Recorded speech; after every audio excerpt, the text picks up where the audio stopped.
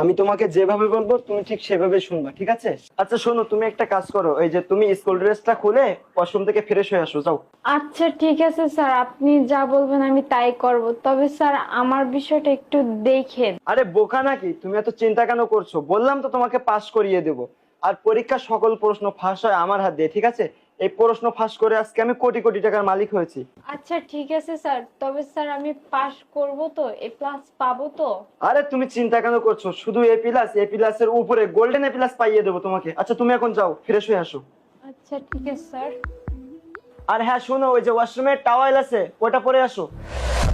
Wow, কি hot! তোমাকে যা সুন্দর লাগছে না, মনে হচ্ছে তোমাকে জড়িয়ে ধরে একটু গান করি। পড়ে না চোখের পলক, কি তোমার রূপের ঝলক। আচ্ছা চলো না, খাটে চলো না। আরে বসো বসো।